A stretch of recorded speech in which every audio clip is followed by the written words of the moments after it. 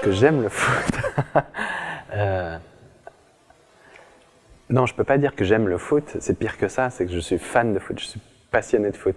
Donc je regarde du foot du lundi au dimanche. Et d'ailleurs, je vois plus de matchs de foot que de pièces de théâtre.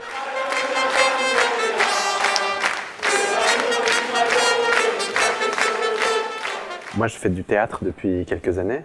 Je me suis rendu compte que ce qui rapprochait le football et le théâtre, c'est pas tellement ceux qui pratiquent, ceux qui font, mais c'est ceux qui regardent. Et ceux qui regardent, pour moi, c'est les plus importants. Et c'est à partir de là que j'ai décidé d'essayer d'organiser une rencontre entre les spectateurs du théâtre et les spectateurs du football. D'abord, il y a eu plusieurs types de réactions.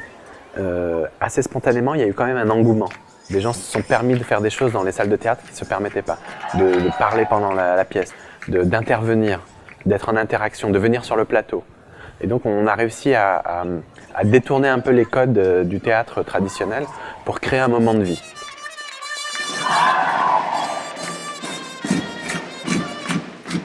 Il y a beaucoup de façons d'aimer un club.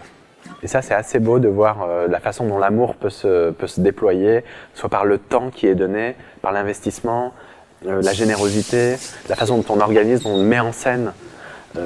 Et finalement, c'est un spectacle à l'état pur, sauf qu'au lieu d'être entre 300 à 400 personnes, vous avez 30 à 40 000 personnes qui se mettent en scène. Et ça, c'est assez beau, parce qu'aucun metteur en scène serait capable de faire ça.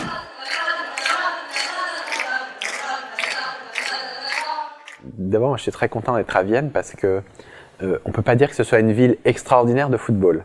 Mais par contre, il y a une culture opératique. Il y a une culture théâtrale classique extrêmement implantée. Et du coup, je suis très content qu'on ait ici un choc de culture, enfin, qu'il y ait une rencontre possible. Et que le football soit prétexte à cette rencontre, ça me touche beaucoup. Et après, l'idée, c'est aussi de pouvoir embarquer avec nous quelques supporters de Vienne et de voir ce qu'on peut partager au-delà des frontières. Qu'est-ce qui peut réunir un supporter de l'Austria avec un supporter du Racing Club de Lens? Quels sont les points de rencontre possibles quand la langue n'est pas la même, quand la culture footballistique n'est pas la même? Et pourtant, moi je suis sûr que, in fine, les gens vont se prendre dans les bras et s'embrasser les uns les autres, quoi. Et c'est évident. Et le football est capable de faire ça.